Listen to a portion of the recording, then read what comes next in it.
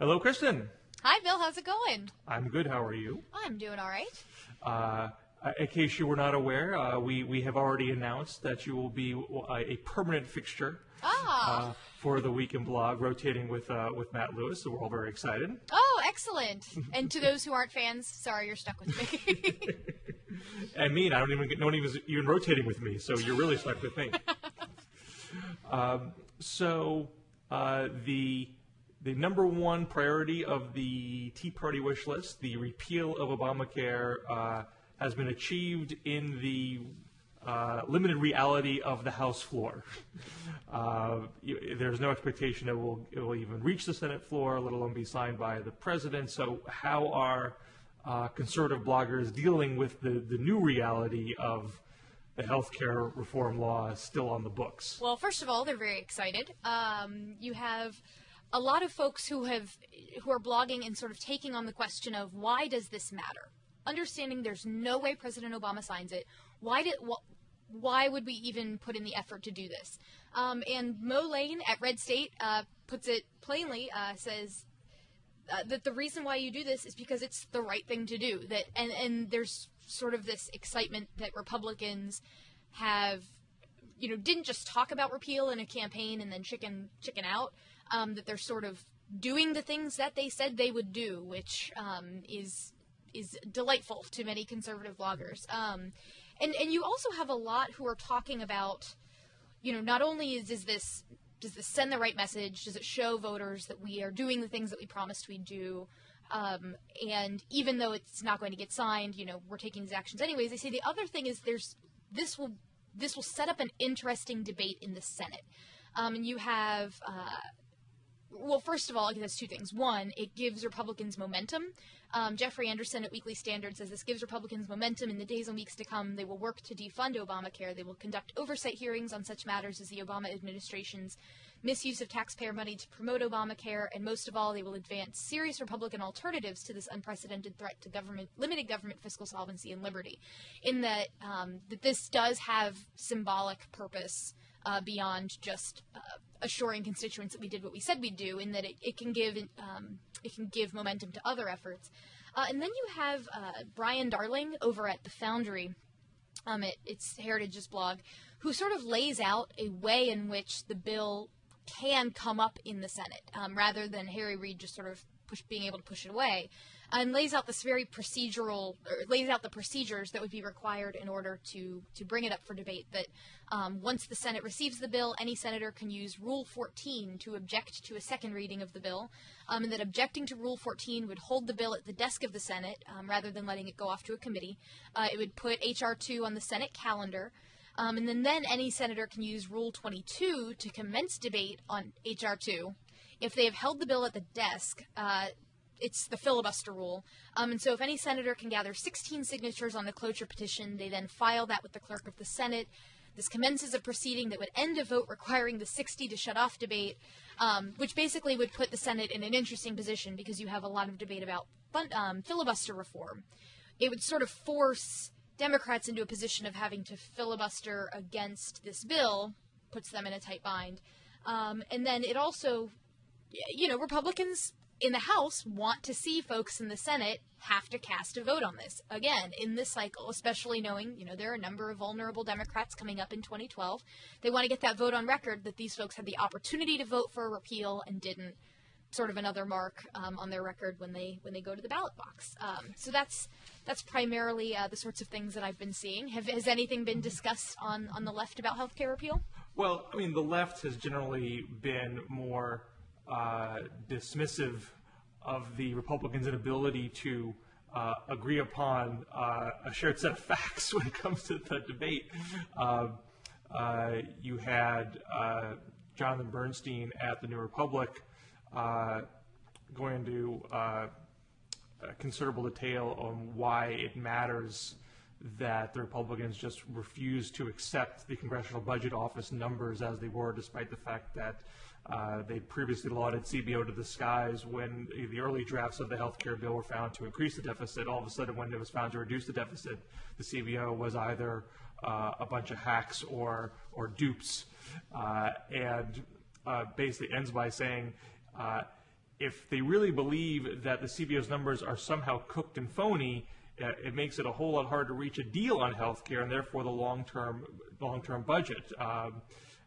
There's a danger of a closed information loop, and it makes compromise impossible, even if the interests represented by both sides would benefit from cutting a deal. If they can't, the whole point of having a nonpartisan, neutral accountant in the Congressional Budget Office was to say, okay, everybody, whatever your opinion is, these are the numbers, these are the best estimates we can get. Let's use that as our basis for our debate. And that seems to not be how Republicans began this whole discussion. Well, I think the one thing that the conservative blogosphere has been lauding lately is this, 4-minute YouTube clip of Congressman Paul Ryan, personal favorite, going onto the House floor, and he gave this 3-minute speech that goes in detail through all of the reasons why he believes the CBO numbers had sort of cooked the books. And in his statement is very clear that he doesn't think that CBO itself is intentionally going out of their way to cook the books, but rather is saying that Democrats presented a bill, he uses the phrase, full of smoke and mirrors, and then he goes through in this 3 minutes and shows, this is $70 billion that's being double counted. This is this provision that's being double counted. This is this tax that's being double counted, and discusses all the reasons why he thinks that it's a problem. And he says that the big issue is when you ask the CBO to discuss its impact on the deficit versus the debt, you get two different answers. Because when the CBO looks at a piece of legislation in terms of how it impacts the deficit, they just look at that one piece of legislation in isolation. But when you talk about the debt, apparently CBO does their scoring in a more comprehensive way that takes into account a variety of other factors about how that piece of legislation would interplay with other things.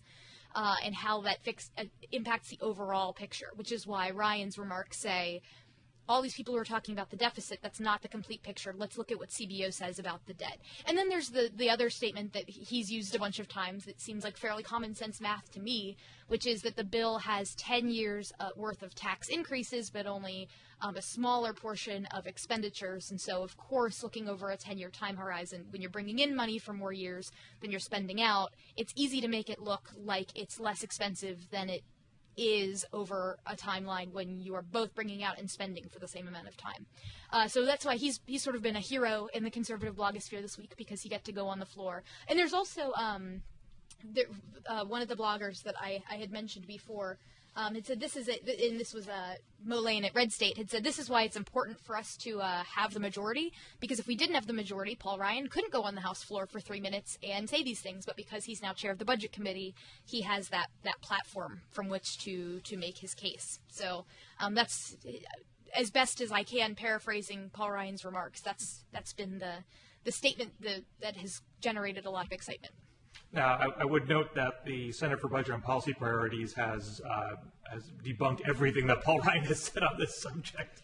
There is no double counting. The whole 10-year tax window thing is bogus because the CBO said the second 10 years is even bigger as far as your cost savings are concerned. Your first 10 years, so if the 10 years was smoke and mirrors, you'd fall off a cliff. In the second 10, that's not the case.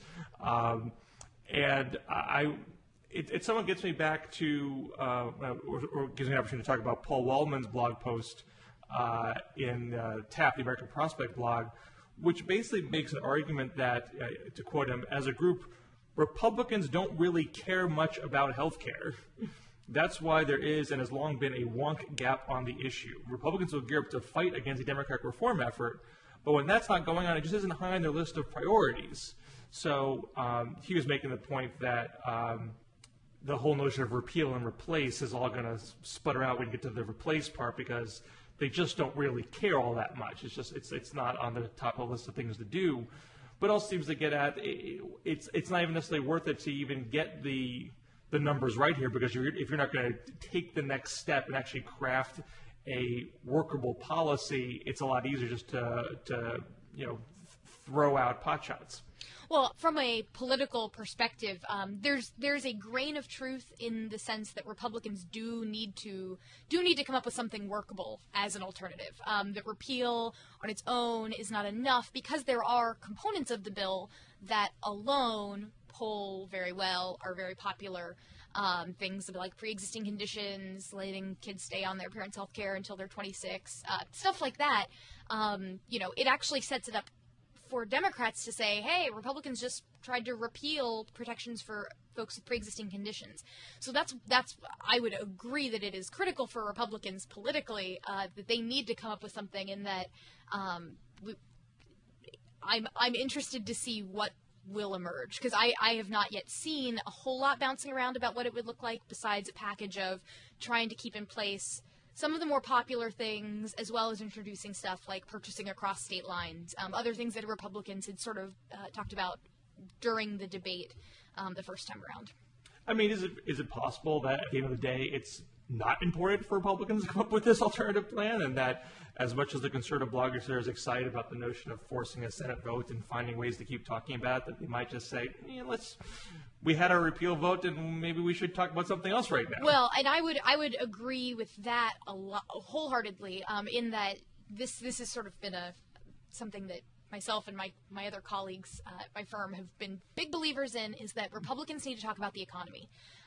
That while every moment we spend talking about healthcare may be very satisfying to the folks who healthcare was their big issue and they wanted to see that repeal, but now that's done, and so the biggest focus, before we even talk about an alternative, needs to be getting the economy back on track. And to the extent that Congress has any ability to do that, or to pass legislation that is pertinent to the economy. And that'll have a lot to do with spending, too. Folks see a big connection between government spending a lot and economic growth. And so I think that the economy and jobs needs to be the absolute focus for congressional Republicans moving forward. And to the extent that means that they put less emphasis on finding an alternative, I think it means they should put less emphasis on finding an alternative. The economy is just still the overriding issue, period. Now, there is this different order of topics that we were going to do, but since you mentioned what Republicans are going to do on spending, there still is a big question of what will they actually articulate as far as specific spending cuts are concerned, and how will they try to push that around the upcoming vote to raise the debt ceiling, which has to be done periodically for the federal government to meet its outstanding debt obligations, and they'll hit the next wall sometime in the spring. I talked about this with Con Carroll last week about how some Republicans are already acknowledging that, yes, we know we can't actually default. At the end of the day, it's going to have to get raised, but before then, let's see what kind of concessions we can extract. What's the latest chatter in the conservative blogosphere about how the Republicans should play this? So the latest chatter is either there are three sorts of things. First, you have Jennifer Rubin at Washington Post, who says her post is entitled "Do GOP Debt Limit Schemes Make Sense?" And first of all, the post sort of goes into the fact that this is a little premature, that we have a couple of months to think this through. It's not as if we're about to default tomorrow, although June's not terribly far away. And that Republicans are also, they're not going to just cut a third of government spending right now. I mean, that's the amount of money that would have to be cut in order to not have to, I mean, it's not possible. And you've seen folks like Pat Toomey who are coming out and saying that they understand that this is very difficult, and we're going to probably have to raise this debt ceiling, or if not, we would just have to massively cut government spending in one fell swoop. But there's a post on Ricochet by Peter Robinson entitled "The Bogus Threat of Default," where he goes through he goes through the different points about why the threat of default, and it's, oh my gosh, it's coming right now. Republicans, you have to raise the debt ceiling or America's going to, sink into the ocean, is a little bit overblown, and says Pat Toomey means business. He's not about to permit himself or his fellow Republicans to be panicked by a bogus threat of default. And the quote from Senator Toomey is that next year, about 6.5% of all projected federal government expenditures will go to interest on our debt, and tax revenue is projected to cover about 67% of all government expenditures.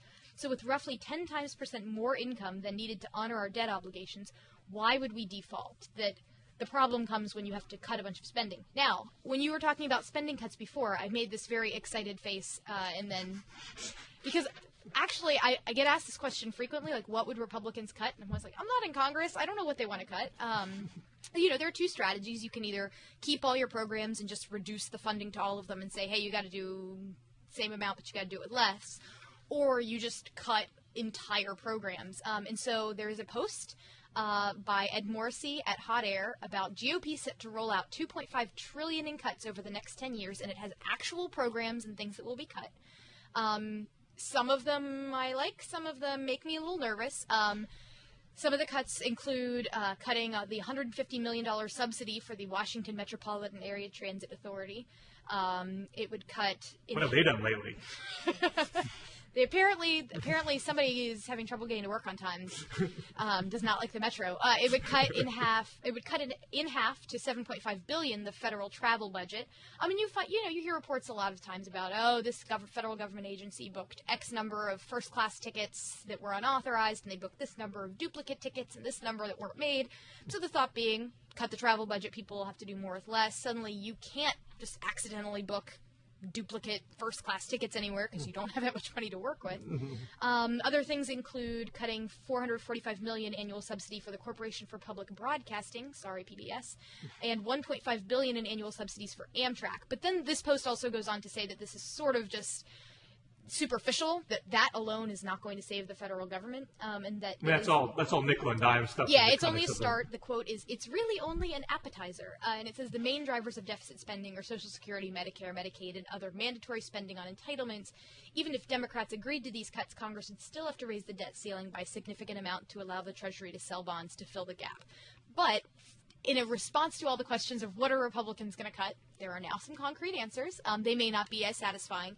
But these haven't been embraced by Speaker Boehner yet. No, I do not believe these have been endorsed by the broad Republican consensus or leadership. But these are it's a proposal that's out there.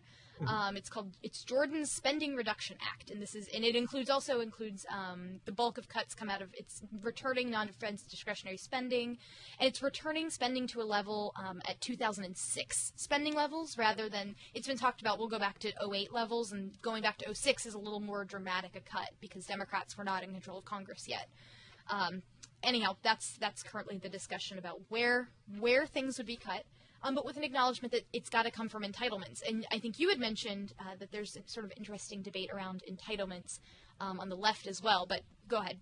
Oh, yes. Well, certainly there's a great anxiety on the left in regards to what the president will say in the State of the Union address on Tuesday, specifically in terms of Social Security, because there's been speculation, at least, that the White House is considering an embrace of parts of the Simpson-Bowles deficit reduction plan, which also includes cuts to Social Security benefits, which I should point out, even Simpson and Bowles say in their paper, not necessarily what they say on TV, but in their paper, that Social Security is a separate issue from the deficit. It's not it's literally a separate issue. It's not part of the rest of the budget. It does not contribute a penny to the deficit, which we all know and love. There's a question about the Social Security's solvency on its own, but it's not a deficit issue.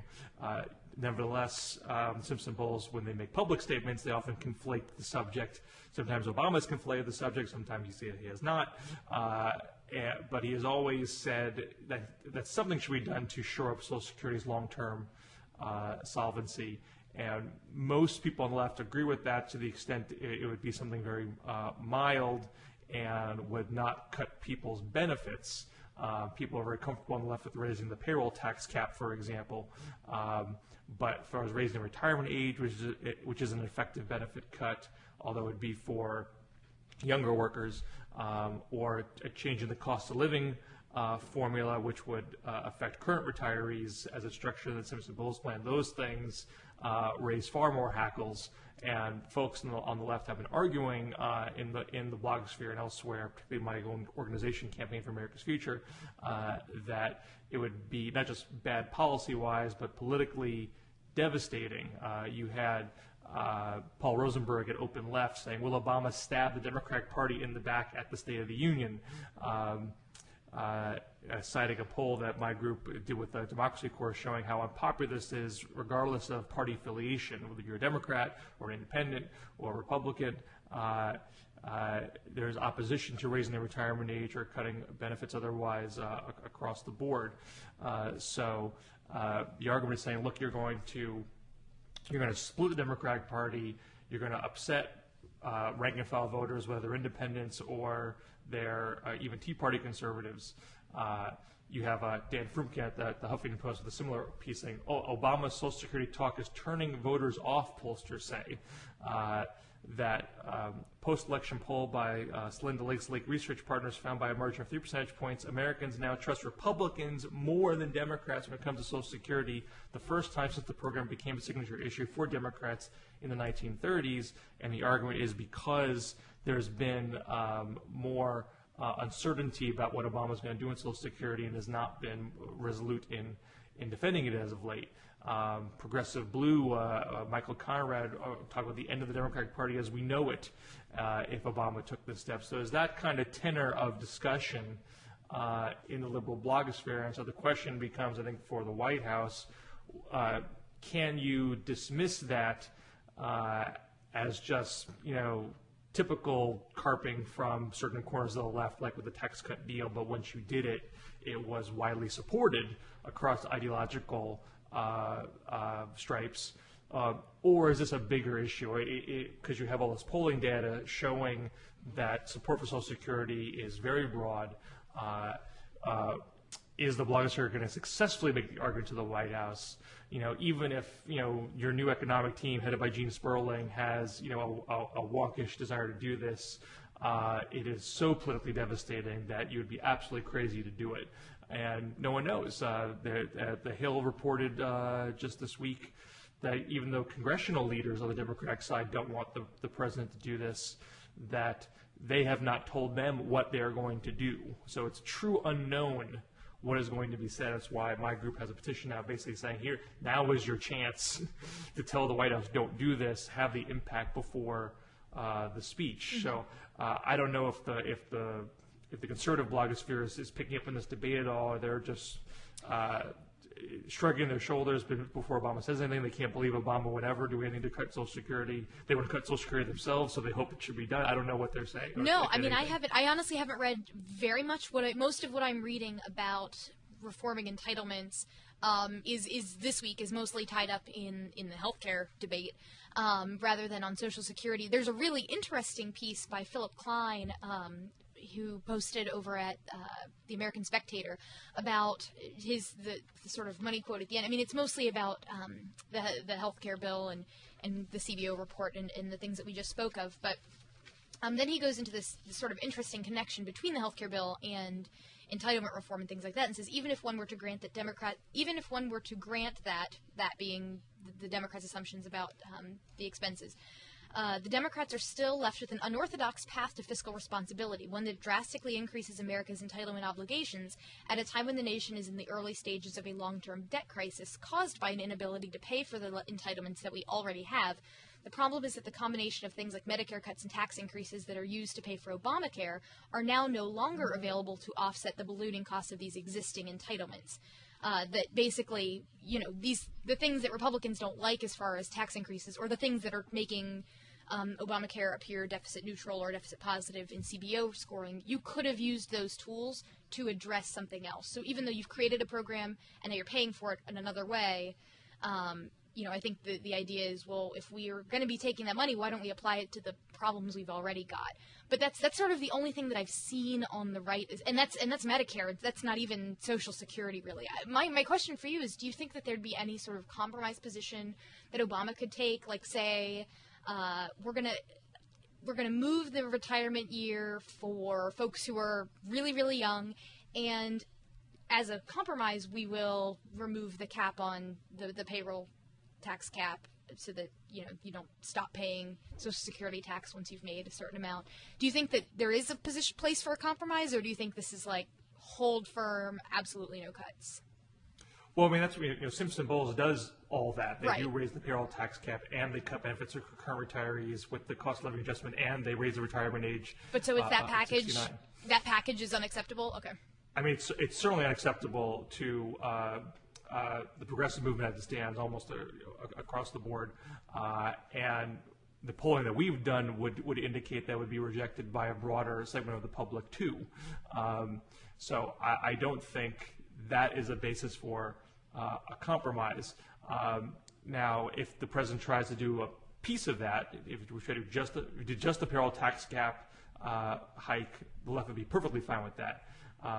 If he did not a cut on current retirees, but he raised the retirement age, which would affect non-current retirees, would affect younger workers, that might be, certainly the left would still oppose it for sure. That we have evidence in the polling that the broader public would oppose it too. I think the debate would be very different though. People might oppose the retirement age hike on the presumption that's going to affect them. If the president could argue, well, it's not going to affect you, it's going to affect the other guy, the guy who's 26 years old, then maybe a portion of folks would be okay with it. But then, of course, you're hitting a segment of the population which have been long-term Obama supporters. They would say, hey, wait a second, why are you cutting my Social Security benefits? Or they might say, hey, I never thought I was going to get Social Security benefits anyway. Now I'm going to get them, so I'm okay with it. I think that debate might get more complicated. Well, I think the point that you just made about young folks not thinking they're going to get Social Security is absolutely right. That's there was polling done. I think it was done by Zogby, but it was of young voters, and it asked them, do you think that you will receive Social Security benefits? Do you think you'll receive Medicare benefits? And then do you think your children will receive Social Security and Medicare benefits? And the numbers are horrific. Young folks they don't think it's going to be there. They've sort of accepted that it's gone. I even sort of chuckle. You get these statements every year from the Social Security Administration, like, here's how much you've paid in, that, you'll one day maybe get back as benefits. And I just sort of I'm not confident that's going to happen. So. Well, just as a matter of, facts in the Social Security Trustees report, no one in the Social Security Trustees has ever said that the program will literally go bankrupt and that any worker, 10, 20, 50, 75 years from now will literally get no benefits. Right. The biggest threat is that if you literally did nothing at all, that in 2037, the Social Security payout, instead of it being 100% of your expected benefits, you'd get 75%. Essentially, you'd get a benefit cut. Right. So that's the big fear, is that there'll be some kind of benefit cut. So the debate that the Citizen Bolts folks are having was, hey, do our benefit cut instead of the benefit cut that will happen if we do nothing. But no one is arguing that it will literally implode and nothing will be there. Although I grant you, there's a perception out there. Yeah, it's not totally rational, but I just look at it as I'm not planning on getting that money. Let's put it that way. So if some of that polling was truly accurate, and someone who was 26 really thought, hey, I'm not going to get anything, and now I'm being told I am going to get something, even though the facts are you're going to get less than what you would have gotten. Yeah. But your perception might feel like you're getting more than what you thought you were going to get. Yeah, I haven't seen any polling about how young voters would react to these specific proposals, but the initial premise that young folks are not confident that they will receive benefits, that is true.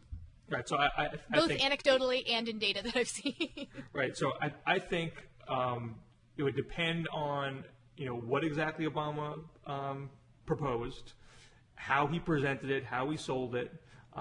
If it did anything that amounted to any sort of benefit cut, the left, in almost near unity, will oppose him vociferously. It wouldn't just be a little, annoyance. It would be a big, full-throated opposition, and he'd have to, if it was again, it would have to be done. He would have to overcome that obstacle. Do you foresee this becoming? Would the left be united, or would this, for instance, on the Republican side, we had immigration during the Bush second term that really, ticked off the right, and they became extraordinarily vocal, for good reason about portions of the legislation, and it went to die. Would this sort of be Obama's version of that if he went that direction? The right was fairly unified against Bush on that. There were some folks in the middle of the McCain camp initially, but that was a pretty unified right against the Bush plan. Yes, I think it would be a similar reaction, and I think it would be a high priority reaction. It wouldn't just be like, hey, I'm mad about this. It would be a central organizing point against him would potentially cause a very serious rift in his coalition. Gotcha. Well, next week as I watch the speech, if he says he's going to cut benefits, I will be thinking of you. But there's also, I think, a broader question beyond the Social Security piece of it is, and this gets back to what you're talking about with Republicans and spending cuts, what is Obama going to say about deficit reduction, period? And to what extent is he specific? To what extent is he going to say, here are my numbers, show me your numbers? Is he going to force, is this going to be a central fight that he has with Republicans on how do you do deficit reduction? And is he going to have a lot of the left at his side when he does that? Because if he takes a lot of conservative ideas or center-right ideas in pursuit of that, he won't have the left by his side. But there are progressive paths to deficit reduction that have been proposed, and he could embrace those and have the left as his wingman. I mean, presumably he'll do things that will draw from left, center, and right, because that's his general want. But how you mix and match that would certainly change how the progressive blogosphere would react to it, how liberal activists in Washington would react to it, how moderate independents would react to it, how conservatives would react to it. So I think that's just a huge wild card that no one really knows. You know, he used to go into George Bush State of the Union with a pretty good idea what he was going to say. I was never wildly thrown by what came out of his mouth at the State of the Union address. With this one, I have no idea what's going to be said, and I think it could very much define what the contours of debate are going to be for this year in the 2012 campaign. Are there any bloggers that have any specific expectations, or is that just sort of a general sense out there that this is a real wild card? You know, I mean, there's certainly a portion of the progressive blogosphere which is more, pessimistic about this sort of thing and are going into it assuming that Obama wants to do Social Security cuts and drastic deficit reduction. And there's, still largely organizing to try to prevent that from happening, but are taking it as the presumption that he wants to do these things. And I don't personally share that. I'm coming from a place of ignorance. I don't know what he wants to do.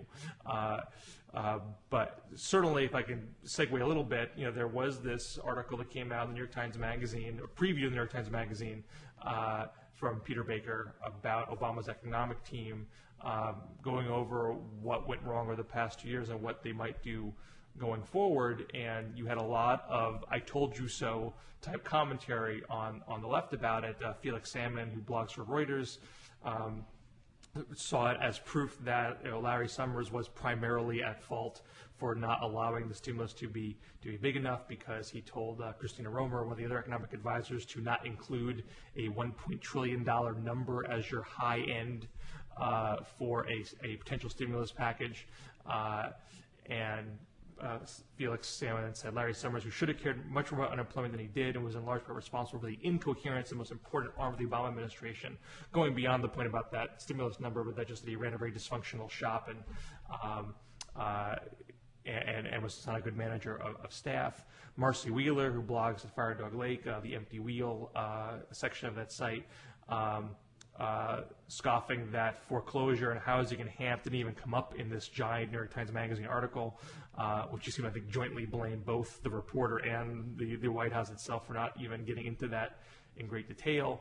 Mike Consul, who blogs at Rorty Bomb, also shared that critique. And there's a critique there. This is sort of the fundamental weakness in the Obama economic strategy, that they've not solved the foreclosure crisis, that foreclosures continue, that the banks have not been cracked down upon, and that's what's holding the economy back. So because there is a critique out there in the liberal blogosphere that Obama has a bad economic team, that feeds a notion of presuming that a bad thing is going to happen, I think, in the State of the Union address. And even with Obama's statement this week that he was going to do a review of regulations that are on the books to try to weed out the ones that were ineffective. In that executive order, he states very clearly that he thinks some regulations are good and that he doesn't shy away from what new healthcare regulations he has enacted and what new Wall Street regulations he has enacted. It's a much more of a nuanced executive order. it's nothing akin to Bill Clinton in 1995 saying, I made a mistake and I shouldn't have raised taxes so much. Obama's not apologizing for anything there. But because he is taking a nuanced view of it, a lot of bloggers look at that and say, oh, you're giving into conservatives again. You're buying into conservative frames and glossing over the parts that defend regulations and focus on the parts that acknowledge, hey, some regulations, regulations in themselves aren't magical. There are good ones and there are bad ones. So they're not inclined to give Obama a lot of space and give him the benefit of the doubt. So again, it's going to come down to what Obama actually says and to what degree they think Obama has not taken too much of the conservative side of the argument. Does frustration from the left about Obama's economic team, does it at all relate, or is this a factor at all, that some folks like Orszag wind up going right back into the financial sector in very high-level positions after they've left? Like, is there any sort of skepticism that there's too much coziness between his team and? Oh, it's a huge issue in that portion of the progressive blogosphere. Although I was personally struck in the New York Times Magazine piece that said Orszag left because he was the most obsessed with deficit reduction, and more people on the team said, yes, the deficit is important, but not now, not in the middle of a terribly weak economy, and that Orszag left because he was losing that policy argument. So here's a portion. This is all very complicated, and I don't think anything cuts very clean as far as who's right and who's wrong.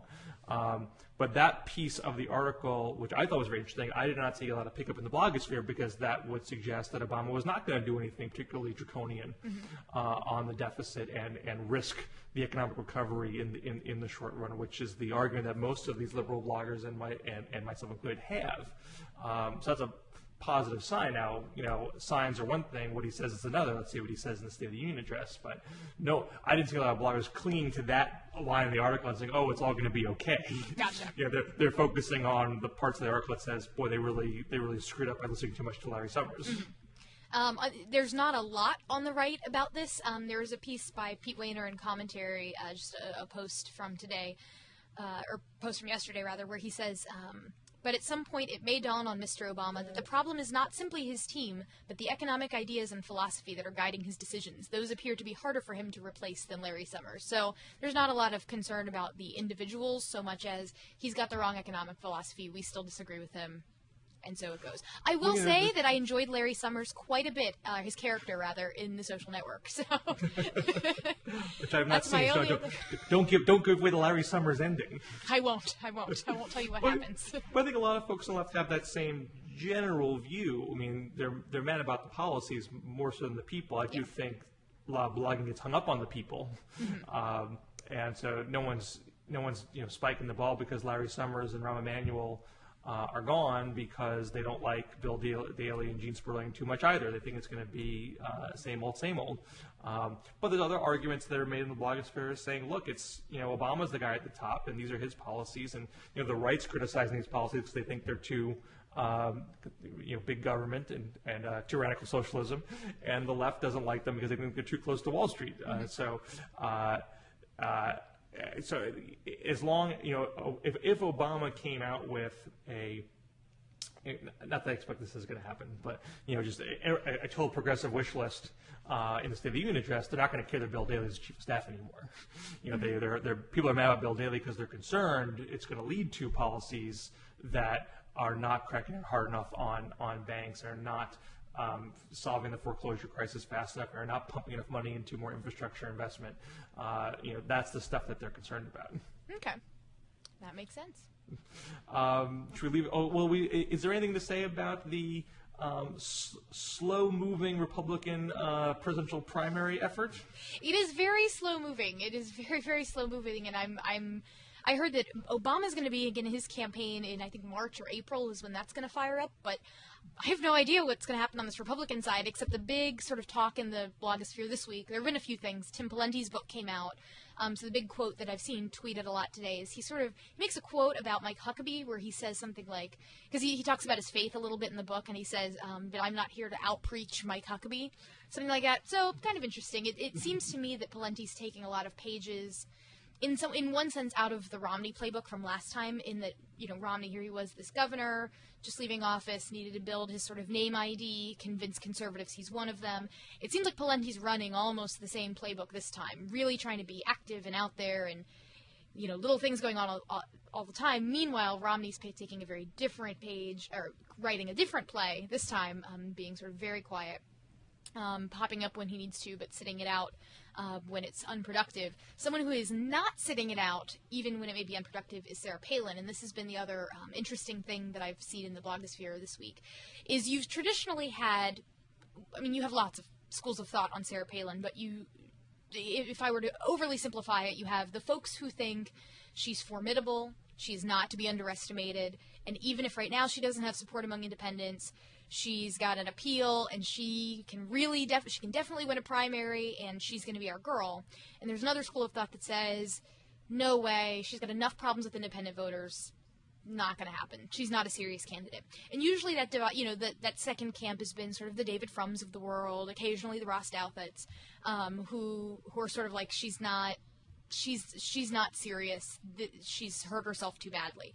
I think this week you're starting to see, in light of her response to the shootings in Tucson, put directly in contrast with Obama's wonderful speech, you've seen a lot of folks begin to sour on her prospects, who are still Sarah Palin fans, but are now sort of, the writing is on the wall, so to speak. A big example of that is Scott Johnson over at Powerline, who had a post. There's a debate this week about. He basically made a post saying Palin for president. It's not going to happen. That this has just too badly damaged her, and it's not going to work out. There was a reader named Michael Perry who wrote in with sort of defense of Palin and saying that ultimately that she still does have a fighting chance. Just because she's been, there's been a lot of slander out there about her, she can still rise above it. But this Powerline responded by saying, look, no one on this website has failed to respond aggressively to unfair attacks on Sarah Palin by the left. On the contrary, they've defended her as vigorously as any commentator and will continue to do so, is the quote. And they say, but this is beside the point. The purpose of a political party is to win elections. And they say they would be delighted if next month new polls come out indicating independents have suddenly changed their mind about Sarah Palin and that she's a viable candidate, but that isn't going to happen. She's been exposed to the American public, if not overexposed. Pretty much everyone has an opinion, and so I have to think the verdict is in and Palin is not a plausible presidential candidate.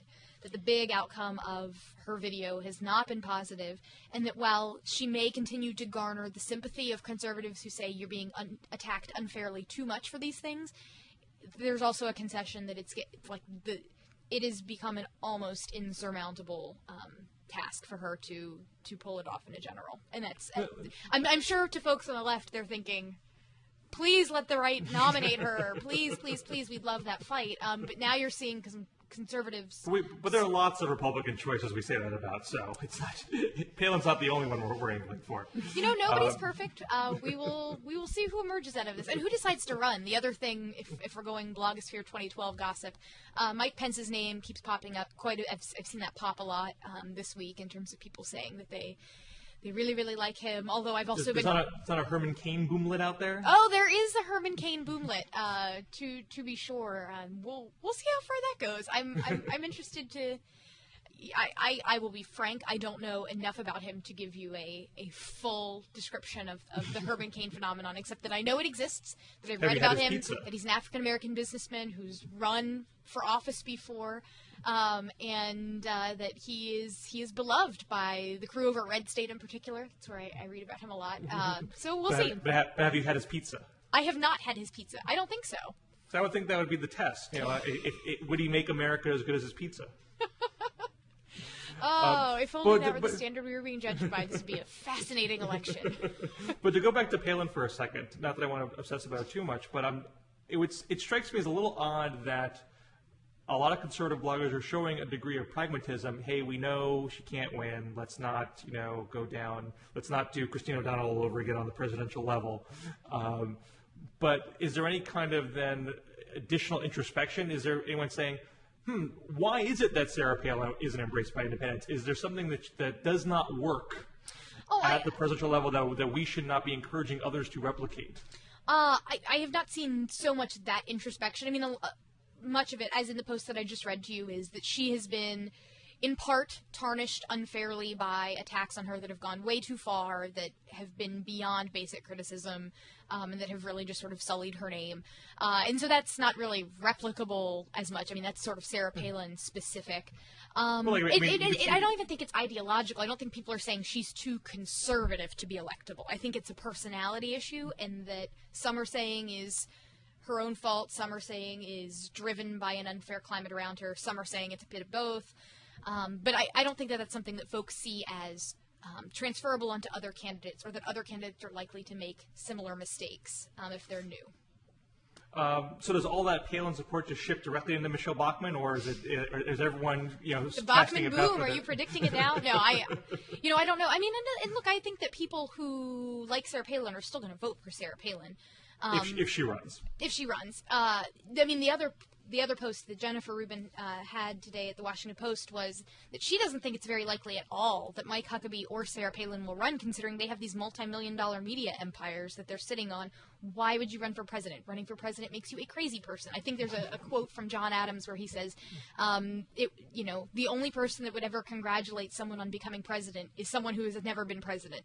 I've botched the quote, but it's something to that effect that, He was never the nation's foremost optimist. No. So the post from Jennifer Rubin basically says, if you're Sarah Palin, why do you even run for president? Keep making money, keep being Sarah Palin. But as soon as you run for president, that deflates all of the air out of the bubble, because then it becomes real. I mean, it seemed to me like when she made the video statement, that was an act of a presidential candidate, not an act of a Fox News pundit. She could have just gone on to Fox News and said her piece and defended herself without having to do a videotaped, professionally telepromptered statement with the American flag in the background. That was a choice that a politician makes. So I assumed at that moment that she was planning to run, but now I'm thinking that all of this conservative commentary, I mean, this might be an example, I mean, you never could definitively prove it, but if you have so many blog posts out there from prominent conservative bloggers saying, you're toast, don't do this, I mean, how could that not factor into your decision making and saying, why should I still have a good gig going, as you say, with your multi-million-dollar empire, why should I jeopardize it by showing the emperor has no clothes by running in a Republican primary and getting slaughtered? Yeah, I have no answer to what is going through her mind or Mike Huckabee's mind as far as their decision process, but I can understand many arguments why one would not want to run for president. And in fact, Mike Huckabee's chief advisor, this gentleman named Chip Saltzman, very controversial, or has had some controversial issues in the past, but he's no longer working for Huckabee. He's now become a chief of staff on Capitol Hill very recently, sort of a signal that Huckabee is not going to run. So it looks like that line of reasoning is working out for Huckabee, that he probably isn't jumping in the race. To the extent that also applies to Sarah Palin, we'll have to see. So is there any conservative blogosphere interest if there's a critique that Palin's personality, for whatever reason, is not sellable at the national level? Is there people saying, maybe we should give this Tim Pawlenty a look. We should give Mitch Daniels a look. We should give Mitt Romney a look. Yeah, they're not flashy. They're more sort of CEO bean counter types.